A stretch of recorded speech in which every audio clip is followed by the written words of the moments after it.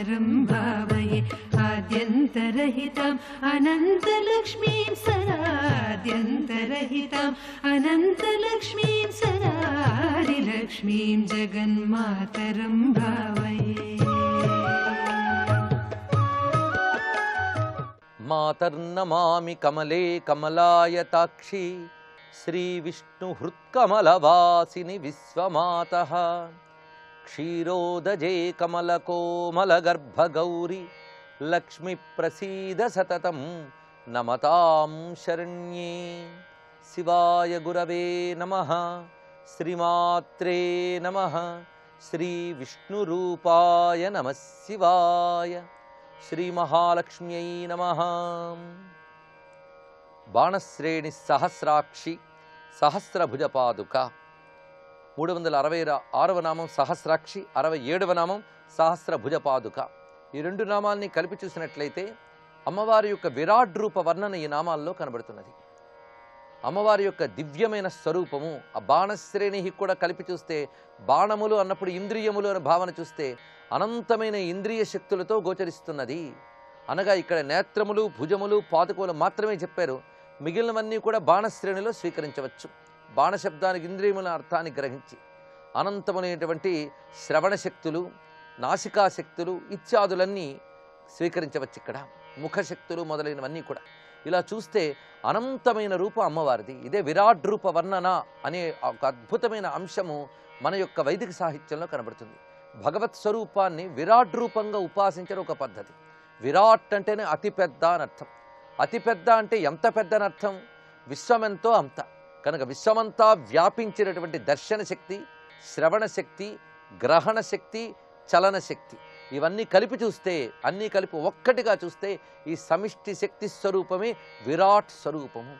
ప్రపంచంలో ఇంకా ఏ ధర్మంలోని గోచరించనిది కేవలం భారతీయ వైదిక హిందూ సనాతన ధర్మంలో మాత్రమే కనబడే ఒక విశిష్టమైన అంశం విశ్వరూప దర్శనం అనే ఒక అద్భుతమైన అంశం. ఈ అంశం ద్వారా భగవత్ స్వరూపాన్ని భారతీయ ఋషులు ఎలా దర్శించారో అర్థమవుతున్నది. భగవత్ స్వరూపం ఎక్కడో విడిగా లేదు, ఉన్నదంతా భగవత్ స్వరూపమే. అది అద్భుతమైన భావం. ఈ దర్శన శక్తి ఇవన్నీ కూడా భగవత్ శక్తులే. ఇలా పరిశీలిస్తే విశ్వమంతా వ్యాపించి ఏ దర్శన శక్తి ఉందో అది సహస్రాక్షి, విశ్వమంతా వ్యాపించిన గ్రహణ శక్తి సహస్రభుజ, విశ్వమంతా వ్యాపించిన చలన శక్తి సహస్ర పాదుక. ఇది ప్రధానంగా విరాట్ స్వరూపంలో ఉన్న భావం. ఇంకొక భావంలో పరిశీలిస్తే సృష్టిలో ఎందరు జీవులున్నారో వారి అందరి ఉపాధుల్లో వ్యాపించినటువంటి వారి నేత్రాల్లో ఉండే శక్తి సహస్రాక్షి, వారి చేతుల్లో ఉండే శక్తి సహస్ర భుజ, వారి పాదాలలో ఉండే శక్తి సహస్ర పాదుక. ఇలా పరిశీలిస్తే ప్రపంచంలో ప్రతివాడి తలలో అమ్మవారే కనబడుతుంది. ప్రతివాడి కంటి యొక్క చూపు అమ్మవారే, కాలి యొక్క గమనం అమ్మవారు, హస్తముల యొక్క గ్రహణం అమ్మవారు. ఇలా పరిశీలించితే సర్వజీవుల యొక్క ఇంద్రియముల యొక్క శక్తినంతటిని ఒక్క చోట అమ్మ రూపంగా దర్శిస్తున్నటువంటి భావన కనబడుతున్నది. ఈ విరాట్ స్వరూప లేదా విశ్వరూప భావన వల్ల ప్రయోజనం ఏమిటి అంటే విశ్వంలో ప్రతిదీ అనుకూలమవుతుంది అనేది ఫలశ్రుతిగా చెప్తారు. అందుకే విశ్వరూపాన్ని ఎవరైతే ధ్యానిస్తారో, స్తుతిస్తారో వారికి విశ్వంలో ప్రతిదీ అనుకూలంగా ఉంటుంది, ప్రతికూలత అనేది ఉండదు, అన్నీ శాంతంగా పరిణమిస్తాయనేది ప్రయోజనం. అందుకే విశ్వరూప ఉపాసన, విశ్వరూప ధ్యానం. ఇప్పుడు లక్ష్మీ విశ్వరూపాన్ని చూపించారు. అలాగే విష్ణు విశ్వరూపం ఉన్నది, శివ విశ్వరూపం శివపురాణాల్లో కనబడుతుంది. అయితే శివునికో విశ్వరూపం, లక్ష్మీదేవికో విశ్వరూపం, విష్ణువుకు విశ్వరూపం ఉందా? విశ్వరూపం ఎప్పుడూ ఒక్కటే. అది లక్ష్మీ ఉపాసకులకు ఈ విశ్వమంతా లక్ష్మీదేవి యొక్క విశ్వరూపము, శివోపాసకులకు ఇదంతా శివుని యొక్క విశ్వరూపము. ఇలాగా వారు ఉపాసించే ఆ దైవము అదే పరమేశ్వరుడు, ఆ పరమేశ్వరుని యొక్క విశ్వరూపమే జగమంతా అనే భావన కలగాలి. అలా విశ్వమంతా లక్ష్మీ రూపంగా ఎవరు ఉపాసన చేస్తున్నారో వాళ్ళకి విశ్వంలో ప్రతి అణువు కూడా ఐశ్వర్యమయమై లక్ష్మీమయమై గోచరిస్తున్నది. అది సహస్రాక్షి, సహస్రభుజ పాదుక అనే నామాల్లో ఉన్నటువంటి అద్భుతమైన భావం. 368వ నామం సంధ్యాబలిహి. ఇది నమస్కారంలో శ్రీ సంధ్యాబలయే నమః. ఇది సంధ్యాబలి అనే శబ్దానికి 3 రకాల అర్థాలని తెలుసుకోవచ్చు. సంధ్యలయందు భగవచ్ఛక్తిని ఉపాసించడం అనేది ఒక అద్భుతమైన సంప్రదాయం. అది ఆ సంప్రదాయం ప్రకారంగానే సంధ్యాకాలంలో ధ్యానము, జపము, హోమము ఇత్యాది క్రియలు అనాదిగా భారతదేశంలో నిత్య కృత్యాలు. ప్రతివారు సంధ్యాకాలంలో భగవదారాధన చేసి తీరాలి. ఇది తెలుసుకోవాల్సిన అంశం. అలాంటి నియమాలు క్రమక్రమంగా వదిలేయడం వల్లనే బలాలు శక్తులు క్షీణిస్తున్నాయి. వారి వారి విధానాల ప్రకారంగా వారి ఇష్టదైవాల్ని వారి యొక్క ఆరాధనా పద్ధతుల్లో సంధ్యా సమయంలో ఉపాసించవచ్చు. ధ్యానంతో కానీ, జపంతో కానీ, తర్పణతో కానీ, అర్ఘ్యంతో కానీ, ఆరాధనతో కానీ సంధ్యాకాలంలో భగవదారాధన చేయాలి. ఇలాంటి రకరకాల ఆరాధనలకి బలులు అని పేరు. బలి అనగా పూజ, అర్పణము అని రెండు ప్రధానమైన అర్థములు.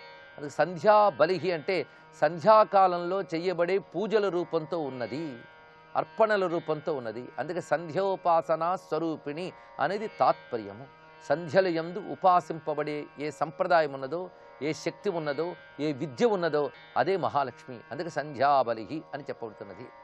ఇంకొక అర్థంలో బలి అనే శబ్దానికి బలము కలది అని అర్థం తీసుకుంటే సంధ్యాబలిహి అంటే సంధ్యాకాలపు బలస్వరూపిణి, శక్తి రూపిణి, సంధ్యల యందు ఉపాసింపబడే శక్తి అనే భావాన్ని కూడా స్వీకరించవచ్చు. భవయో రభేదః అనే సూత్రం ప్రకారంగా సంధ్యాబలిహి అంటే సంధ్యల యొక్క వరుస, సంధ్యాబలిహి అనే అర్థం స్వీకరించవచ్చు. సంధ్యల యొక్క వరుస ప్రధానంగా ఎన్ని సంధ్యలు ఉన్నాయో అన్ని సంధ్యలు అమ్మవారి రూపములే. ఇది తెలుసుకోవాల్సింది. ఎన్ని సంధ్యలు ఉన్నాయి? ఒక్క రోజులోనే 4 సంధ్యలు ఉన్నాయి. ప్రాతఃసంధ్య, మధ్యాహ్న సంధ్య, సాయం సంధ్య, ఇక అర్ధరాత్రి సమయాన్ని తురీయ సంధ్య అంటారు. ఇవి కాకుండా సంక్రమణలు మొదలైనవి కూడా సంధ్యాకాలంతో సమానము. ఒక మాసం పూర్తయి మరొక మాసం వస్తున్న ఆ సంధికాలాన్ని కూడా సంధ్య అనాలి. అలాగే సంవత్సరం మార్పులో కూడా సంధ్య వస్తుంది. ఇవి కాకుండా ప్రాణకాల యుగ సంధ్య అని వివిధ సంధ్యల్ని చెప్పారు. యుగ సంధి కాలం ఉన్నాయి. యుగాల నుంచి మరో యుగంలోకి వెళుతున్నప్పుడు వచ్చే సంధికాలం యుగ సంధ్య. అలాగే ప్రాణ సంధ్య, ప్రాణముల్లో జరిగే మార్పుల్లో ఉండేటువంటి సంధికాలములు సంధ్యాకాలములు. ఎప్పుడైనా సంధ్యా సమయం అనేది చాలా విశేషమే. సంధి యందు అటు ఇటు ఉన్న 2 శక్తులకి ఆధార శక్తి ఉంటుంది. అందుకే ఏ సంధ్యనైనా పట్టుకోగలిగితే సర్వశక్తుల యొక్క ఆధార శక్తిని పట్టుకున్నట్లే. అందుకే సంధ్యోపాసన ఇంత ప్రధానమైనటువంటిది. 2 ఆలోచనల నడుమ ఉన్నటువంటి సంధికాలం కూడా సంధ్య అని చెప్తారు. ఇది వేదాంతపరంగా చాలా లోతైన భావం కలిగినది. మొత్తానికి సంధ్యాతత్వము ఎన్నో విధములుగా వేదాంతాల్లో ఉన్నది. ఇలా వివిధ సంధ్యల యొక్క స్వరూపము ఆ పరాశక్తియే. సంధ్యాకాలమునందు జాగృతమయ్యే దివ్యశక్తులు అద్భుతాలు. అవి ఉపాసన వల్ల మాత్రమే గ్రహించబడతాయి. ఇంకే విధంగానూ దాన్ని పరిశోధించలేం. అందుకు సంధ్యాకాలముల యందు వ్యాపించిన వివిధ శక్తుల స్వరూప అమ్మవారు, ఇది ఒక అర్థము. అలాగే వివిధ సంధ్యల రూపంతో వ్యాపించిన శక్తి స్వరూపిణి మహాలక్ష్మి అని ఆ సంధ్యా విద్యని ఇందులో నమస్కరిస్తున్నారు. శ్రీ సంధ్యాబలయే నమః అని నమస్కారం చేసుకుని తర్వాత నామంలో ప్రవేశిస్తున్నాం. 369వ నామం త్రిసంధ్యాక్ష. ఇది నమస్కారంలో శ్రీ త్రిసంధ్యాక్షాయై నమః. సంధ్యాబలిహి అన్నప్పుడు బహు సంధ్యల్ని చెప్పారు. బహు సంధ్యలు ఉన్నప్పటికీ ప్రధాన సంధ్యలు 3 గనక ఆ 3 సంధ్యల రూపాన్ని ఇక్కడ చెప్తున్నారు. 3 సంధ్యల రూపంతో ఉన్న తల్లి అని. ఆక్ష అంటే పేరు అని కూడా అర్థం ఉన్నది. 3 సంధ్యల పేరుతో ఉన్నది అని అర్థం. 3 సంధ్యలుగా ప్రసిద్ధి చెందినది అని కూడా అర్థం ఉన్నది. ఇక్కడ ప్రాతకాల, మధ్యాహ్నకాల, సాయంకాల సంధ్యలు, ఈ త్రిసంధ్యల యందు భగవదారాధన చేయాలి. ఇదే త్రిసంధ్యోపాసన అని. అలాగే హిందూ సంప్రదాయంలో ప్రాచీన కాలంలో ఈ సంధ్యా సంప్రదాయం ఒకటి ఉండేది. దీని ప్రకారం ఎవరైనా ఎక్కడైనా ఎలా ఉన్నా సంధ్యా సమయం వచ్చిందంటే మాత్రం ఒక్కసారిగా ఉన్న చోటనే కొంతపాటి ఏకాగ్రతని కేంద్రీకరించి భగవత్ స్వరూపాన్ని భావన చేయాలి. వారి ఇష్టదైవాన్ని, ఇష్టమంత్రాన్ని సంధ్యాకాలంలో మనస్సును పవిత్రం చేసుకుని ఏకాగ్రంగా జపిస్తే అదే సంధ్యోపాసన. ఇది ఒక అలవాటుగా ప్రతి భారతీయుడు చేసుకుంటే, ఎలాగైతే కొన్ని ధర్మాలలో వారికి 5 కాలములు వారి అనుష్ఠానాలు ఉన్నాయో అలాగే హిందువులకు కూడా ప్రాచీన కాలం నుంచి త్రిసంధ్య అనుష్ఠానములు ఉన్నాయని తెలుసుకుని అనుష్ఠానాలను తిరిగి మళ్ళీ ఉద్ధరించుకున్నట్లయితే హైందవ ధర్మం ఉజ్జీవింపబడుతుంది, శక్తివంతం అవుతుందని తెలుసుకోవాలి. అందుకే త్రిసంధ్యల యందు ఆరాధన అనేది చాలా విశిష్టమైనది. ఇది ఒకే పద్ధతిలో చేయాలని లేదు. వారికి ఇష్టదేవత, ఇష్ట మంత్రం ఉంటాయి. వాటిని సంధ్యాకాలంలో జపించినా చాలు, అవి శక్తివంతం అవుతాయి. అందుకు 3 సంధ్యలు చాలా విశేషమైనవి. ఆ 3 సంధ్యల రూపంతో ఉన్న తల్లి గనక త్రిసంధ్యాక్ష.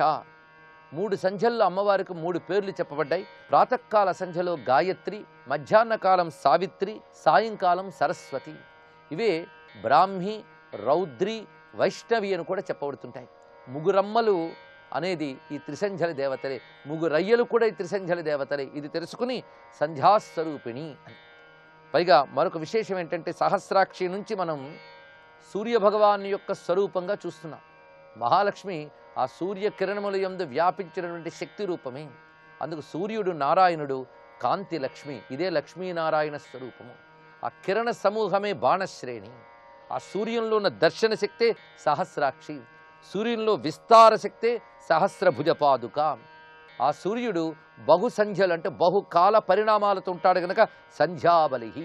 ఎన్ని కాల పరిణామాలున్నా మనకు స్పష్టంగా గోచరిస్తున్న 3 సంధ్యలు కనుక త్రిసంధ్యాక్ష, ఇన్ని రకములుగా చెప్పబడుతున్నాయి.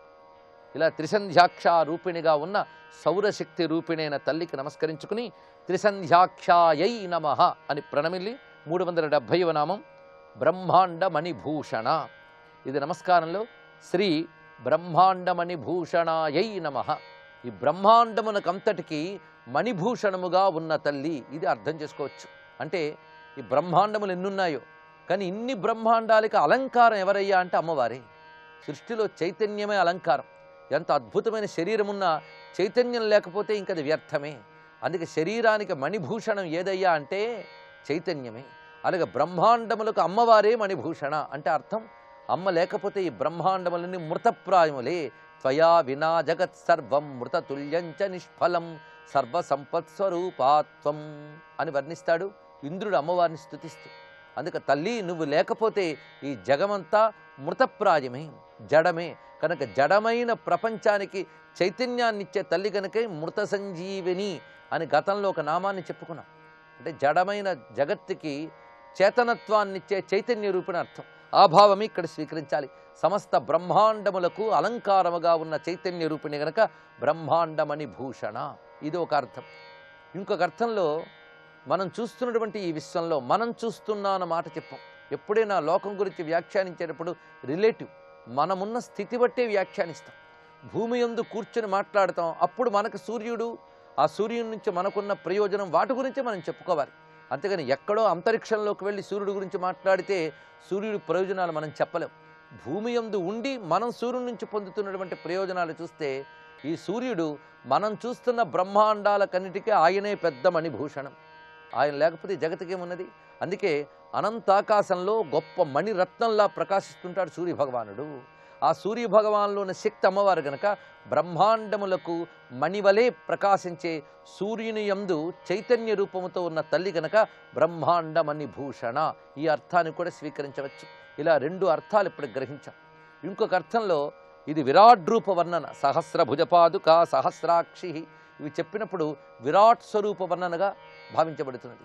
ఈ విరాట్ స్వరూపాన్ని త్రిసంధ్యల్లో ధ్యానం చేయాలి కనుక త్రిసంధ్యాక్ష, ఇదొక మనకి ఉపాసన విధానాన్ని చెప్తున్నది. అలాగ 3 సంధ్యల్లో ఉపాసింపబడే విరాట్ స్వరూపం ఎప్పుడైతే గ్రహించామో విరాట్ స్వరూపాన్ని తలంచుకోగానే ఈ బ్రహ్మాండాలన్నీ చిన్న చిన్న పూసల్లా మారిపోయాయి.